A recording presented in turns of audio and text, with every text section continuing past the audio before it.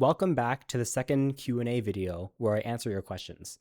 The way this works is that people respond to the pinned comment below each of these videos with their questions. And on the first of every month, I go through those comments and answer the questions. So if you would like for me to answer your question in video format, then leave a comment below responding to this, the pinned comment beneath this video. And next month, I should get to it. Without further ado, let's go ahead and get started. Would you recommend using comprehensible input for Chinese in the beginning or waiting until you've reached an intermediate level in the language? I recommend getting comprehensible input as early as possible. The earlier that you get access and experience reading and listening to the language, the better. Mandarin is one of those languages where you learn the grammar rules, you look at example sentences, but then when you get out in the real world and start looking at real sentences, it's like they throw all those rules out the window. So it's very important to get experience consuming the language just as it is spoken in real life. However, the problem often is trying to find accessible content that is easy to understand for beginners. And not just content that is easy to understand, but content that you actually enjoy. Because who wants to sit through content that you understand but is boring? That can be a big hurdle. So if you do find a piece of content, what I recommend is, definitely consume that content that you understand. That will help you greatly. However, if you're looking at something, if you're reading or listening to something that you don't understand, don't try to brute force the entire language into your head or try to slam your head against the wall and look up every single new word in the sentence. At that point, it's better to just stop consuming that content and go back and learn some new grammar and vocabulary. Then maybe a couple months later, you can go back and try it again. One of the worst mistakes I made was watching movies, TV shows, and reading articles online where I didn't understand anything. I thought that the fluency would eventually kick in, but it didn't. Consuming content that you don't understand is like the worst mistake because it's a waste of your time. The easiest way to progress is to understand that you are progressing. And if you're looking at things and not understanding anything, then you're just hoping that you progress. Okay. Seems like this is a comment to the previous question. Erold is telling you, watch 喜羊羊与灰太狼, bro. So this is one of the greatest cartoons ever created. It's a cartoon that's similar to SpongeBob or regular show Adventure Time in the sense that Gen Z Chinese speakers will know this show. It is very famous. And I highly, highly recommend watching this show because it's very accessible. It's meant for not just native speakers, but is meant for children that are native speakers. And they're going to use simpler language that is more accessible to beginners and intermediates. So if you're just getting into Mandarin, I highly, highly recommend this show. In fact, I'm going through this playlist on YouTube right now. So in the description of this video, I'm going to post a link to the YouTube playlist that has a lot of these episodes. Okay. Berenian 8097 says, what has happened to your Excel table? Well, technically, it was a Google Sheet table, and I stopped using it around, I don't know exactly when. I think I posted a video to announce that I stopped using it. This was probably like 2 or 3 years ago. And technically, it's still available. As long as you have the link, you should be able to see it. But I stopped using it primarily because it was so tedious for me to constantly remember to either start a stopwatch or look at my browsing history and then put that information into the Google Sheet. Since I would primarily watch videos online or look at articles online, I would just look at my browsing history and mentally do the math to see how many minutes that I had studied.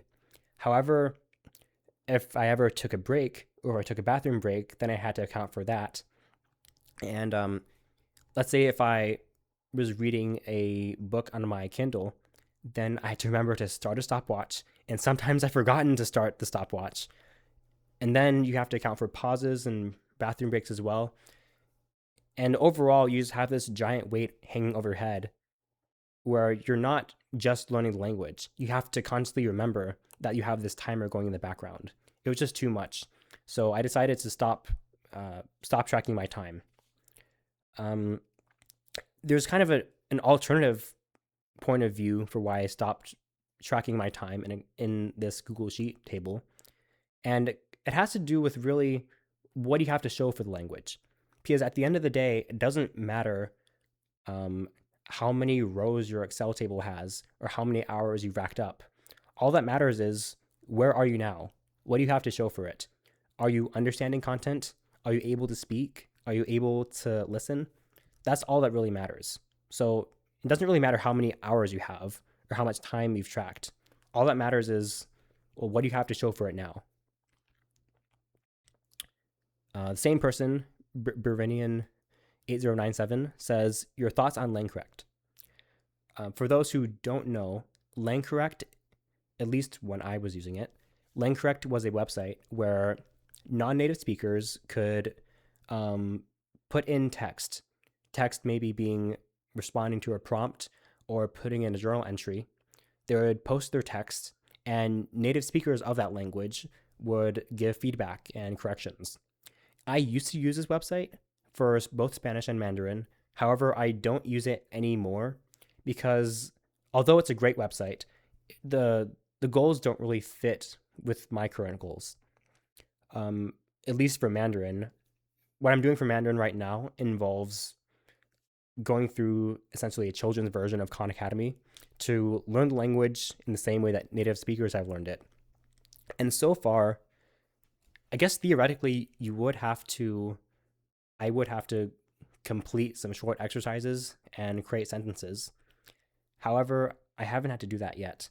And for Spanish, I've been putting less effort into my Spanish, so it doesn't really make sense for me to post on LangCorrect just yet. However, in the future, theoretically, what I'm probably going to do is instead of using this if I can't speak, instead of using this website to get corrections, I just plan on putting any text that I create into a chatbot like ChatGPT or whatever, and have it give me corrections on any mistakes that I make. I don't really have to necessarily waste a person's time, and it's faster as well. Because I remember on LangCorrect, of course, this isn't their fault, but you'd usually have to wait until the next day for people to respond to your post and give corrections. But if you're just putting something into a chatbot, then you have instantaneous feedback. Again, that's not really LangCorrect's fault. That's just the nature of having a user base. Okay. Zachary Goldstein 3665 says, you have said that you chose to learn the languages you did because you wanted to pick languages of different families, because it would be more impressive. But from an ROI perspective, wouldn't it make more sense to learn closely related languages? I'm going to be completely honest. I don't remember explicitly saying that I chose Spanish and Mandarin because they're in different families. Maybe it's the nature of a parasocial relationship that people remember more things about me than I remember. But I don't remember explicitly saying this, although I have had this thought in the past. I do believe you that I've said this, but if I did, it was probably like 3 or 4 years ago, and I don't actually remember explicitly saying that I wanted to learn languages of different families. Um, in fact, in my very early days of learning languages, I dabbled in lots of different languages. I mean, let's see, in summer of 2019, I was dabbling in some French, and when I started learning Mandarin, I was dabbling in a bunch of stuff on Duolingo. So I didn't choose Spanish and Mandarin. At least I don't remember doing it because they're of different families.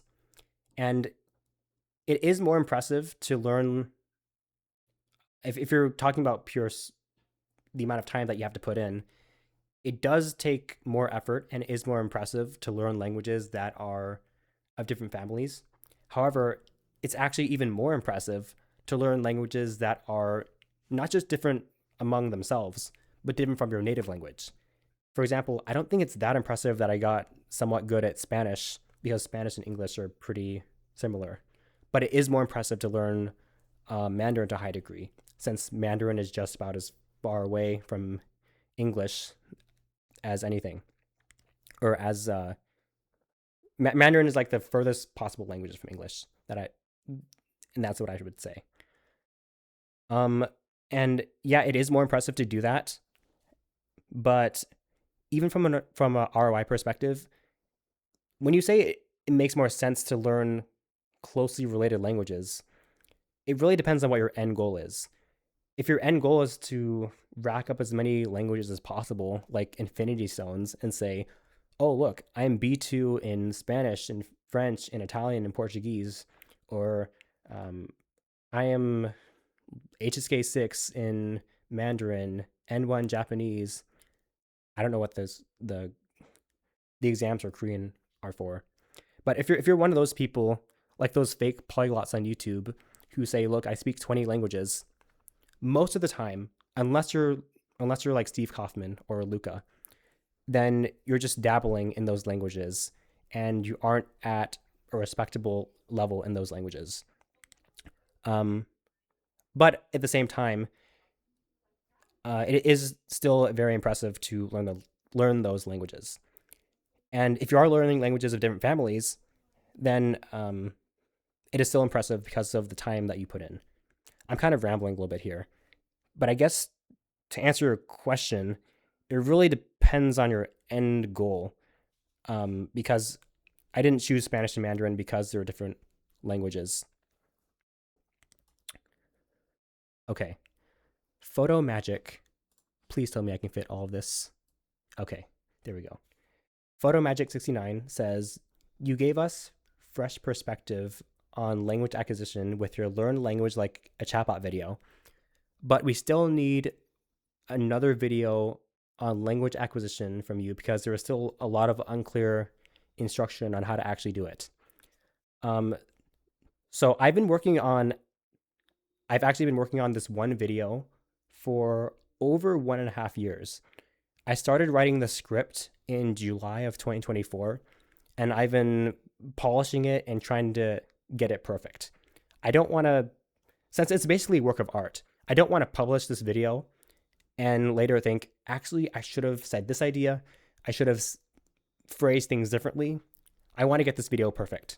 And this video will clear up everything about language acquisition, because it's going to represent all of my advice and expertise on languages.